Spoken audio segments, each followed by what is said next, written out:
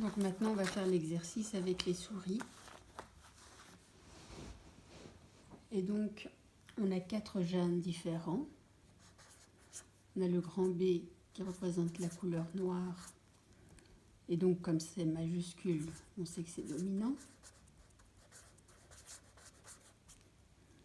On a le petit b qui présente la couleur noire. Comme ça, en minuscule, on sait que c'est récessif. Et en fait, ici, donc l'épistasie, ça signifie que l'expression d'un gène dépend d'un autre gène. Comme ici, donc on a le grand C qui permet aux couleurs de s'exprimer. Donc on va mettre avec pigmentation. Donc comme il est indiqué en majuscule, on sait que c'est dominant.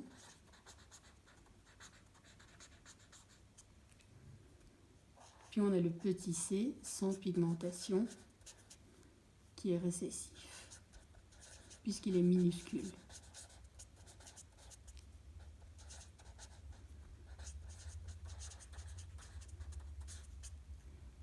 Et donc, ces deux gènes-là permettent l'expression ou non des couleurs. Et donc, on croise 2 souris avec le même génotype, grand B, grand C, petit c.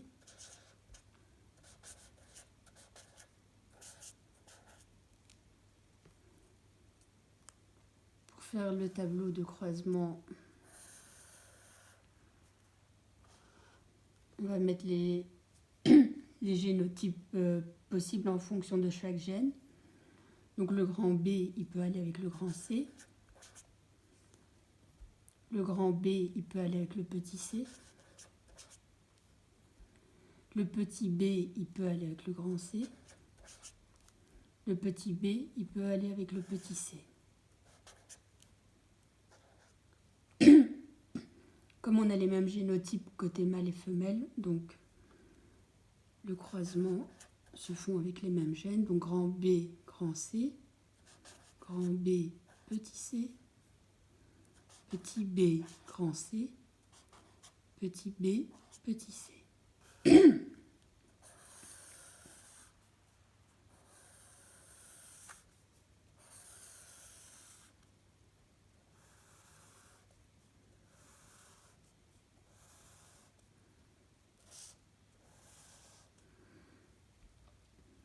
Donc, on a grand B, grand B,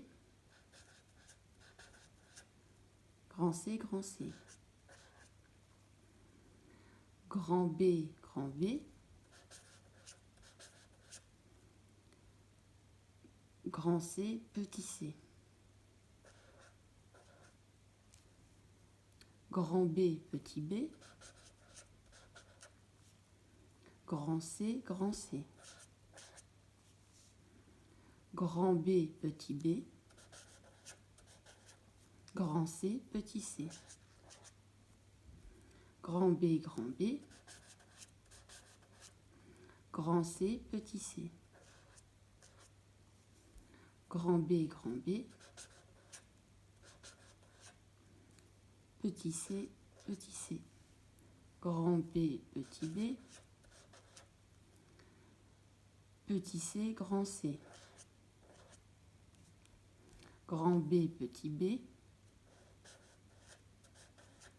petit c, petit c, grand B, petit b, grand C, grand C, grand B, petit b, grand C, petit c, petit b, petit b, grand C, grand C, petit b, petit b, grand C, petit c, grand B, petit b, grand C, petit c, grand B, petit b, petit c, petit c. Petit b, grand C, petit c. Petit p, petit b, petit c, petit c. Donc, on va noter les génotypes ici, qu'on a obtenus grâce au tableau de croisement. Les grand B, grand C, grand C. Ensuite, on a grand B, grand C, petit c. On a grand B, petit b, grand C, grand C. Grand B, petit b, grand C,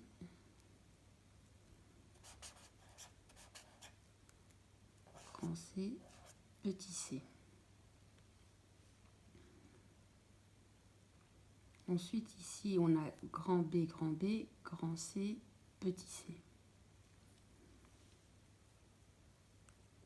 Donc, je vais mettre 2 barres pour dire qu'il y en a 2. Ensuite, ici, on a grand B, petit c, petit c. Petit c. Grand B, grand C, petit c. Donc, on en a encore un ici, donc je le rajoute là à côté. Grand B, petit c, petit c.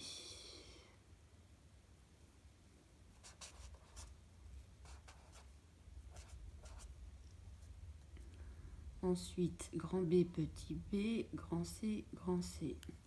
On en a un déjà là, donc je le rajoute. Grand B, grand C, petit c. On en a là. Petit b, grand C, grand C.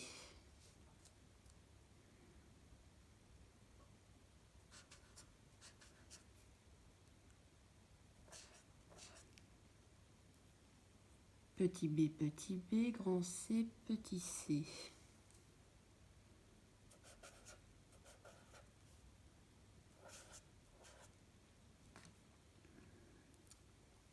Donc, grand B, grand C, petit c. Encore un ici. Grand B, petit c, petit c.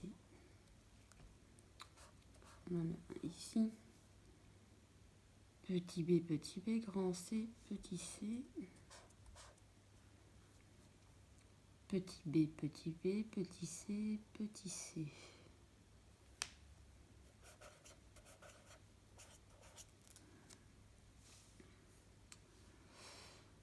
Donc,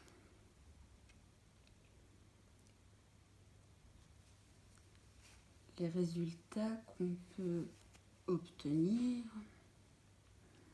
Donc le grand C, ça permet à la couleur de s'exprimer. À partir du moment où il y a un seul grand C, ça veut dire que la couleur s'exprime. Donc on a des souris noires ou des souris brunes ou sans couleur noire, brun et albinos.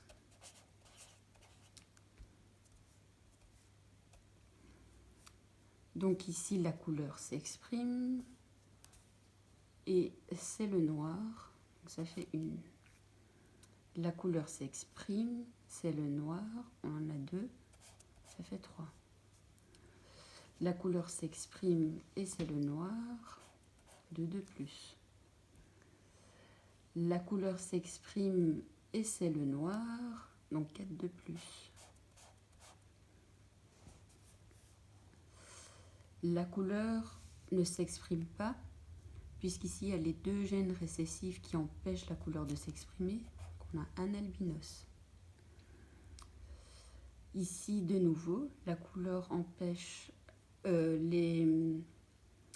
Les deux gènes récessifs, les deux petits c empêchent la couleur de s'exprimer. Donc on a de nouveau deux albinos. Ici la couleur s'exprime, donc c'est un petit b, c'est un brun.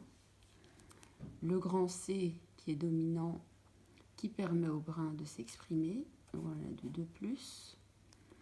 Donc ici de nouveau deux petits c qui empêchent la couleur de s'exprimer. Donc on en a un. Donc on va vérifier les résultats. Donc on a bien 3 bruns. Donc sur la photo, c'est ceux qui paraissent gris clair. Donc c'est correct. On a bien 4 albinos.